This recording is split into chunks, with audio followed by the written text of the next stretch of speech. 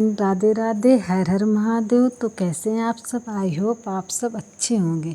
तो भक्तों, आज हम जानेंगे इस वीडियो में कि श्री कृष्ण की छठी कब है। इस मुहूर्त पर करें पूजा और लगाएं भोग। तो वीडियो पूरी अवश्य देखना। तो भक्तों, 2025 में कृष्ण छठी कब है? तिथि, शुभ मुहूर्त, पूजा विधि और भगवान लड्डू गोपाल को लगने वाले भोग की पूरी जानकारी।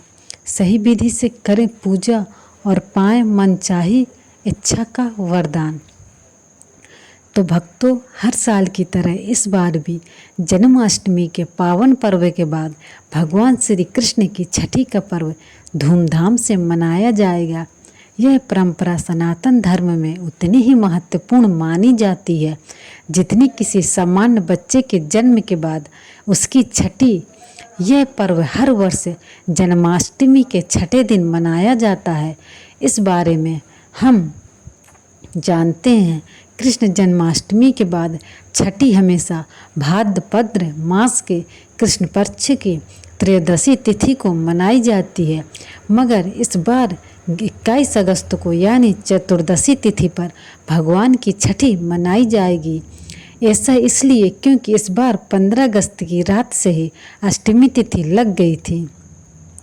यह पर्व न केवल धार्मिक आस्था से जुड़ा है बल्कि श्री कृष्ण के बाल स्वरूप को पूजने और उनके जीवन से जुड़ी लीलाओं को याद करने का भी अवसर है। छठी पर लड्डू गोपाल की पूजा का शुभ मुहूर्त क्या है? तो भक्तों, चलिए जानते हैं। जिन लोगों ने 15 अगस्त को जन्माष्टमी का व्रत रखा है वो लोग 21 को छठी मना सकते हैं। वहीं 16 अगस्त को जिन लोगों ने कृष्ण जन्माष्टमी का व्रत रखा है वे लोग 22 को भी छठी मना सकते हैं। 21 के दिन जो लोग छठी मना रहे हैं वे लोग पूरे दिन में कभी भी छठी की पूजा कर सकते हैं।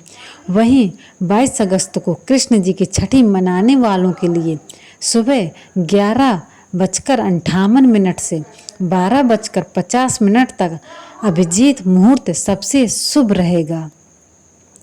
तो भक्तों, चलिए जानते हैं श्री कृष्ण छठी की पूजा कैसे करें। शिशु की छठी का अवसर बहुत ज़्यादा विशेष होता है। फिर स्वयं भगवान श्री कृष्ण की छठी का अवसर किसी उत्सव से कम नहीं होता। उत्तर प्रदेश, राजस्थान और गुजरात जैसे प्रांतों में तो इस दिन को बहुत ही धूमधाम से मनाया जाता है। श्री कृष्ण की छठी के दिन इस प्रकार से पूजा होती है। तो चलिए जानते हैं। सबसे पहले घर के सबसे बुजुर्ग महिला लड्डू गोपाल को पंचामृत से स्नान कराती है। आज के दिन भी दूध, दही, शहद, घी और गंगा जल से लड्डू गोपाल का अभिषेक किया जाता है। फिर लड्डू गोपाल को साफ कपड़े से पोंछकर नए वस्त्र पहनाएं। छठी के दिन लड्डू गोपाल को पीले वस्त्र पहनाए जाए तो यह और भी अच्छी बात है। वस्त्र पहनाने के बाद लड्डू गोपाल को नए आभूषण, पगड़ी और तिलक पहनाएं। अगर आपके पास नई बांसुरी है तो कान्हा जी को वह भी पकड़ा दो। अब घर की 6 बुजुर्ग महिलाओं को लड्डू गोपाल जी की आंखों में काजल लगाना होता है। यह काजल आप घर में ही देसी घी के दिए से तैयार कर लें। सबसे आखिर में मंगल गीत गाएं और लड्डू गोपाल को झूला झुलाएं। साथ ही अब कुंज बिहारी जी की आरती गाकर अपनी पूजा का पूर्ण रूप दें।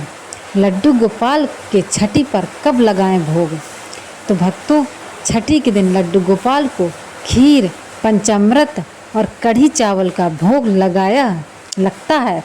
जब लड्डू गोपाल की आरती पूरी हो जाए तो अंत में उन्हें किसी छोटी सी कन्या के हाथों से कढ़ी चावल का भोग लगवा देना चाहिए।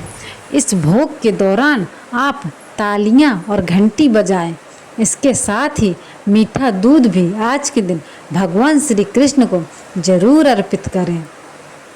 तो भक्तों, कृष्ण छठी के दिन बताई जाने वाली विशेष बातें ध्यान रखें और बताई गई विधि के अनुसार ही उनकी पूजा अर्चना करें।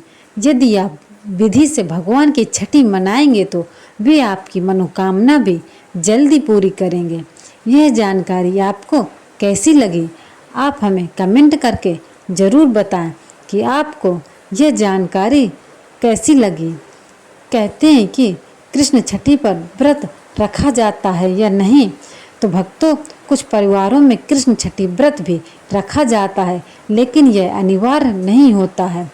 कृष्ण छठी मनाने के लिए कौन कौन से स्थान प्रसिद्ध हैं?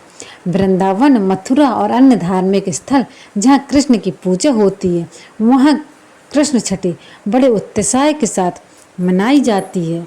तो भक्तों, कैसी लगी आपको ये जानकारी? कमेंट बॉक्स में ज़रूर बताएं और ऐसी ही जानकारी के लिए हमारे चैनल कृष्ण की दीवानी को सब्सक्राइब ज़रूर कीजिएगा। तो भक्तों, थोड़ा सा चलिए और जानते हैं कि भगवान कृष्ण की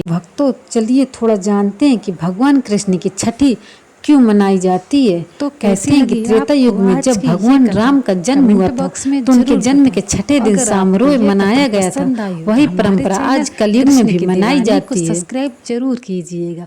मिलते हैं एक अगले नए ब्लॉग के साथ। जब तक आप हमारे चैनल पे बने रहिए और ऐसी ही वीडियो देखते रहिए। राधे राधे, हर हर महादेव, जय श्री कृष्ण दोस्तों।